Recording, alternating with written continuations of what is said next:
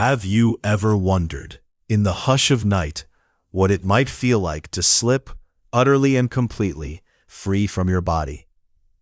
Not as a dream or fleeting vision, but as a conscious, irreversible crossing, one step beyond that familiar boundary separating life from what waits beyond. Imagine it, the sensation of breath easing, flesh and bone loosening their hold until even gravity releases you. This is how my journey began, one I had made in moments of trance or vision many times before, always tethered by an invisible thread, always with the certainty I would return. But this time, as the last breath of earth fell away, there came an unmistakable clarity. I might never go back. The possibility, at once daunting and liberating, shimmered before me. I was poised not for a transient visit, but for a passage from which there might be no return. It was not abrupt, but gentle, like waking from a long sleep into a world so luminous, so vibrant, the old world instantly recedes to a distant memory. I sense my consciousness expanding, stretching beyond the muted confines of flesh. At first, I am aware of myself as a point of awareness, newly freed, trembling with anticipation and awe. Then, gradually, forms begin to gather in the radiant mist, resolving into the beloved faces of those I have loved and lost, though now I see I have only lost them to sight, never to reality. They come to me not all at once, but in a gradual unveiling, as if the spirit world knows to awaken me gently. There are those bound to me by blood, others by the deeper ties of spirit, family, friends, compatriots of the soul. Their countenances glow with a vitality I had not recalled. Their eyes shine with a clear, knowing joy. There is no confusion, no awkwardness. Their touch, though finer than flesh, is more real than any human embrace. Each presence is suffused with a quiet jubilation, as if they too share in the wonder of my return. Yet in the midst of this reunion, a question stirs within me, a silent, urgent cry. Have I really come to stay? No lips move, no words are spoken, yet my yearning radiates outward. The answer does not come. There is only a gentle pressure, a guiding hand, subtle as a breeze, turning my attention away from the world I have left behind. The guardian beside me, radiant with patience, offers no pronouncement, only a sense that the question is, for now, unimportant. There is instead a deep, swelling relief as the weight of bodily care is lifted, and with it comes a joy so profound it feels as if I am breathing sunlight. In this new awareness, I marvel at the reunion, not merely because I see those I once believed gone, but because I understand with new certainty, death was never an end.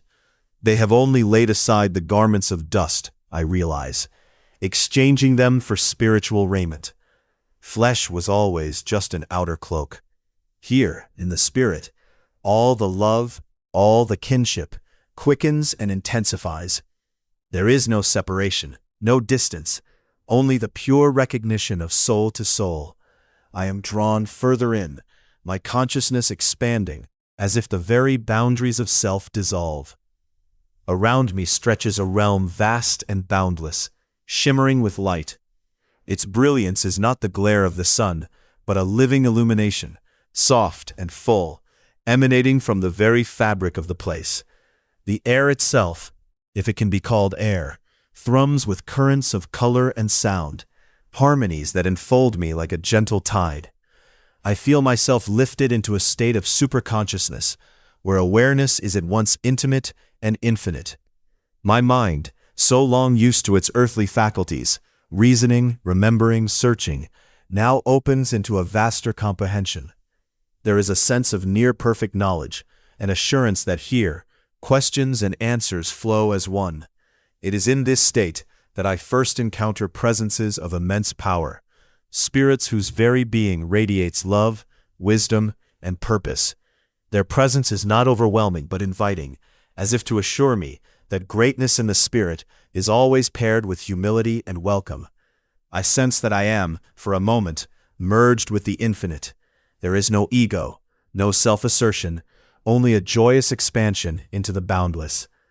As I travel deeper, The spirit realm reveals itself not as a place of isolation, but as a vast community, alive with purpose. I notice that groups of spirits gather, their unity visible as spheres of radiant light, each surrounded by waves of harmonious sound, a music that is not heard with ears, but experienced as direct knowing. Each of these spheres, these congregations of affinity, is formed by those united in purpose, in vibration, in aspiration. To enter such a sphere is not a matter of permission, but of harmony. Only when my thoughts and feelings align with theirs does the boundary dissolve. I long to enter, to merge, to belong. Yet I feel the subtle resistance, my own residual earthiness, the habits of mind not yet shed. My guide, ever patient, communicates without words. All are welcome, but none enter save by harmony. I understand then that in the spirit realm, affinity is the law. Unity is born not of force, but of resonance. It dawns on me with sudden clarity how limited were my earthly senses. Sight, hearing, even thought, these were only shadows of true perception. Here I do not see nor hear in the ordinary sense. Rather I know directly. The need for form, for sound, for language, falls away. Yet, old habits linger. I find myself, almost involuntarily, reaching for words, framing questions in my mind, waiting for answers to return. I look for familiar faces, listen for voices, half expecting the slow exchange of conversation. But here, the response comes before the question is fully formed. Understanding arises instantaneously, complete and luminous, as if every query is already met by its answer in the fabric of the spirit. My guide explains, with gentle firmness, thought and speech are crutches of the earth. True perception is immediate. Here, you comprehend with the whole of your being. I am stunned by the simplicity, the elegance of this truth. I begin to see how consciousness, in its truest form, requires no medium. Communication is not a transmission, but an unfolding. Where there is affinity, there is instant unity. Where there is difference, patient adaptation until a chord is reached. This is a turning point, a revelation so profound it reverberates through my soul. I realize, with mingled humility and awe, that I have always lived within a narrow band of awareness, believing myself awake while truly only dreaming. Now the dream falls away, and what remains is the unmediated apprehension of reality. Yet as my joy and wonder expand, a distant awareness tugs at me, a thread of connection, fine as silk, binding me back to the world I have left. I sense somewhere the faint rhythm of a body still breathing, still cared for by loving hands. My guide brings my attention gently to this cord, a luminous tether, pulsing with life, the psychic cord, as it is called. It is not an anchor, but a lifeline, ensuring that my sojourn here is not yet final. I am told that I must return. The message is not stern nor sorrowful, but serene. My earthly body, though at rest, needs the spark of spirit to remain alive. Visits back to that waiting form are brief, mere moments, but essential. Each time I draw near, I feel the heaviness, the contraction, the old limitations. Yet each return is easier, less jarring, as if my soul remembers its former home, but is less and less bound by it. The balance is delicate, a dance between freedom and attachment. On one such return, I awaken to an astonishing sight, a vast throng of spirits, gathered in assembly, stretching farther than I can see. Their numbers are immense, yet the feeling is not of a crowd, but of family. Some I recall from childhood, others from the many congregations I have addressed, still others from fleeting earthly encounters whose significance now glows with new meaning.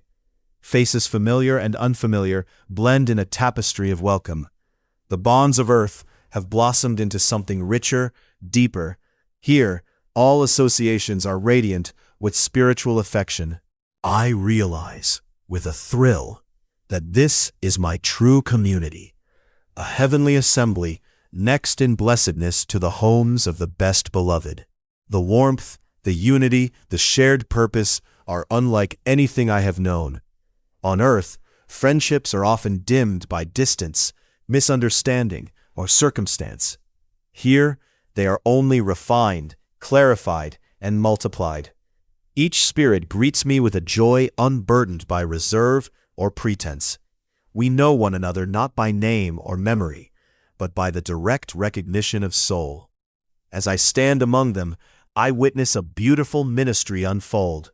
Spirits move gently among the living, responding to silent prayers, unspoken needs, fleeting hopes. Some draw near to comfort those who grieve, their presence a balm. Others inspire, whispering new ideas, stirring forgotten dreams. Yet, I notice also the barriers, walls of sorrow, stubbornness, or false doctrine that keep hearts closed. Selfish grief, I see, shuts out comfort. Rigid theology excludes the very light it seeks. I feel a pang of sorrow that so few on earth are open to these ministrations. Why are there not more message-bearers, I wonder? My guide answers without words. Many are not yet ready, but seeds are being sown. Every aspiration, every receptive heart becomes a conduit. Even when the way seems blocked, the spirit world labors patiently, ever sowing, ever tending, knowing that in time the harvest will come. A striking vision unfolds before me, a shifting panorama of thought forms. I see spirits wrapped in scenes drawn from their recent earthly lives. Familiar rooms, beloved landscapes, old routines. These are no mere memories, they are living environments, vivid as the world I left behind. Some dwell in joyful recreations, surrounded by the beauty they cherished. Others linger in shadowed places, haunted by pain or regret. I gaze in wonder, realizing that these realities are not imposed, but chosen, manifestations of each spirit's own consciousness. My guide explains, each spirit shapes its world according to its state of mind. These forms are not prisons, but expressions. As perception grows, the world expands. I reflect then on how, even on earth, we each inhabit worlds of our own making, colored by thought, belief, and expectation. Here, in the spirit, this is laid bare. There is no fixed reality, only the ever-unfolding landscape of consciousness. Joyful thought forms shine and invite. Those born of pain are shadowy, but never hopeless. Growth dissolves the old, fresh perception brings new vistas. Time, I discover, is a concept without meaning here, except in relation to earthly affairs. In the spirit realm, every moment is present, every possibility near at hand. I observe spirits who, on earth, wore robes of power, kings, rulers, men and women of title. Here, I see them clothed in thought, the grandeur of their earthly station often revealed as empty, a mere memory of vanished authority. Others, humble, despised, persecuted, now shine with a light undimmed. They wear their sun-bright thoughts for robes of royalty, I am told. The truly great are those who serve, whose joy is to uplift, unconcerned with praise or remembrance. All distinctions of birth, rank, or learning disappear. In their place, only the unity of love and the courage of aspiration remain. Around me, spirits cluster in groups, not by accident of birth, but by the elective affinity of mind and purpose. These groups labor together, harmonizing their strengths, to inspire and assist those still on earth. Their influence is not forced, but gentle, a whisper, a suggestion, a sudden insight. They move upon the minds of inventors, poets, discoverers, planting seeds that will blossom into inventions and ideas. This is the law. Knowledge flows where it is needed, but only when the recipient is ready to receive it. I am overcome by the elegance of this design. There is no hoarding, no rivalry. Knowledge is given freely, without loss. I see too that many earthly minds fear the idea of inspiration from without, clinging to the illusion of isolated genius. But my guide assures me, intelligence is the heritage of all souls. The light of spirit never diminishes in the sharing, rather it multiplies. Here, As in the best moments of earth, love is the great illuminator, the only true teacher. Education in the spirit world is not imposed, but awakened. Each soul receives according to its readiness, its longing, its willingness to open. The pace is gentle, individualized, patient. In this realm there are no forced lessons, no rigid regimens. Growth is guided by desire and the invitation of love. I am filled with hope to see how even the least ready, the most resistant, are surrounded by encouragement, never condemnation. I test this for myself. I frame a need, a question. Before it is even shaped, the answer arises clear and complete. Every sincere aspiration is met, my guide affirms, even before the question is asked. I realize then that problems are only states of non-perception. The answer is always present, waiting for the veil to lift. This is the heart of spiritual knowledge. It is not earned, but discovered. As my awareness grows, I am drawn toward a luminous assembly of radiant beings. Among them are those whose names on earth were hymns of progress, souls who fought for justice, peace, enlightenment.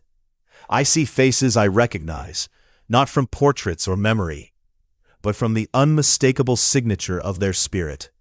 One, a lifelong friend, comes forward, his presence as vital, as youthful as ever.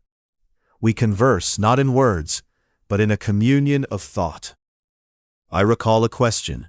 Have you met him, the one who called you the greatest man America ever possessed? The answer comes before the thought is finished.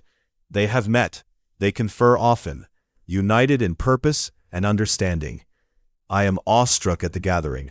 Here are poets and prophets, reformers and visionaries, mingling freely. From every background, every walk of life, they are drawn together by a single passion: to lift humanity, to guide, to heal, to inspire. It becomes clear that the barriers so fiercely maintained on earth, of belief, of station, of tradition, have no place here. I am astonished to see among them a stately ecclesiastical leader, remembered for a prayer of peace uttered near his passing, standing in harmony with others who, in life, never bowed to any church. My guide, reading my wonder, assures me, in the spirit, all earthly divisions vanish. What remains is love, the unity of those who seek peace, justice, enlightenment. Here, the only distinctions are those of character. The only measure, the depth of one's love and service. This vision, radiant beyond words, fills me with joy and reassurance. I see a brotherhood of souls, a triumph of spirit over the ruins of ignorance and division. The promise is clear. No life is wasted, no aspiration lost. All will find their home, their kin, their purpose, in the boundless community of the Spirit. As my journey pauses, though I sense it is only beginning, I dwell in awe at the grandeur of what I have witnessed. The beauty, the unity, the limitless growth. These are not dreams nor fables, but the direct perception of truth. I am left with a deep peace, an unshakable assurance. Whatever awaits, whatever paths lie ahead, the Spirit is never alone, and love is the light that guides every soul home.